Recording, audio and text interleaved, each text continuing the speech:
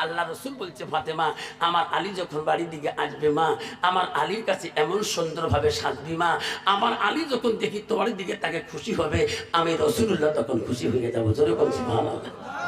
আর বর্তমান যুগে নারী স্বামী যারা বাড়ি এসে নোংরা ফোংরা কাপড় পেয়ে থাকে, বুড়ে বেলাস বুড়ে পেটিকোট, যারা কারো পাশের বাড়ি ব্যবহার যায়, ইস মেমোরি কাম করে না, কোন স্যান কোটে লাগায় রাস্তার চ্যানেল এখানে বাড়ালাই নিকেশ নেয়, তাই গেলে ঠিক না? ঠিক মা বোনেরা কেন কই কাজ করেন? আল্লাহ রসুল তো বলি গেলেন তোমার চেহারাটা, তোমার সৌন্দর্যটা।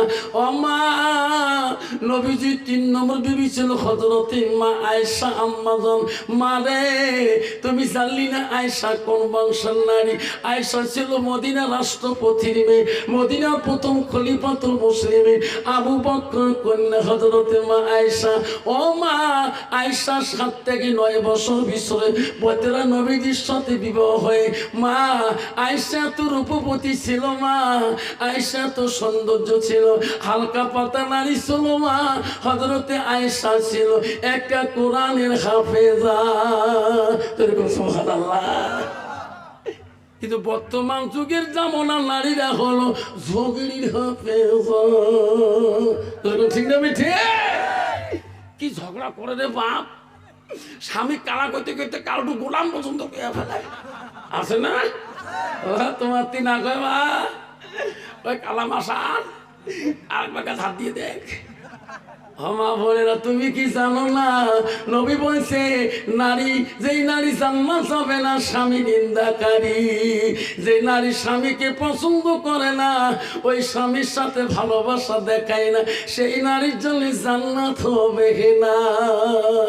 ও মা বোনেরা, আল্লাহ নবী স্ত্রী হযরতে মা বোনেরা শুনে রাখো, আয়েশা তো রূপবতী নারী ছিল মা। নবীজি বাড়ি আসলে নবীজির দিকে তাকে আয়েশা বারবার তাকে দেখছিলেন, নবীর দিকে বারবার দেখে নবীজির গাটা বলে, আঙুল হাতগুলো বলে, নবী বলছে আয়েশা রে, আয়েশা আমি বাড়ি আসলে আমার দিকে বারবার কেন তাকাও? নবী স্ত্রী আয়েশা বলছে, হুজুর তোমরা যখন বাড়ি এসেন গো নবী, তোমার দিকে তাকাইলে আমার আয়েশার কলিজাটা ঠান্ডা হয়ে যায়, যতবার দেখি গো নবী অতবার আমি খুশি হয়ে যাই। যেরকম সুবহানাল্লাহ। আর বর্তমান যুগের নারী রে, স্বামী যদি কালে ভালে কাজ কাম করি মাথার ঘাম পায়ে ফেলে এসে দেখবেন ওই নারীকে খালি মাগুর মশল মতো গুদবুদ বানাইছে। ঠিক যদি জানাবে মা পানি দাও, মনের পানি খাবেন। ঠিক মা বোনেরা, আমার শরীর মা হযরতে মা আয়েশা কোমল স্ত্রী হিসেবে নবীর কাছে ছিল। নবীজি বাড়ি আসলে নবীজি কাকে খানা দিত। মা আয়েশা একটা গুণ ছিল, কিতাব খুলে দেখবেন, মা আয়েশা নবীজি খানা না খাইলে আয়েশা আগে খানা মুখে দিত না। আর বর্তমান যুগের নারী রে, স্বামী নাই খাইতে বউ 3 বেলা হয়ে যায়। ঠিক না? ঠিক বাবুতি খাসিস পাইছি গোস্ত ঝোল কয়বার চাকুনি আর হাত দিস।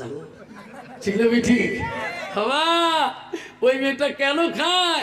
ওই মেয়েটা খাই কেন? বাঁ হাত দিয়ে গোস্ত জাল দিতে, কসম দিতে নেড়া হাত দিয়ে শোষে সবাই কয় মা নেড়া হাত দিয়ে খাসকে মা হারাম আফসাল্লাহ কইছে, তা জিত করি থাকতো, ওইটা কথা অত মনে লাগিস না।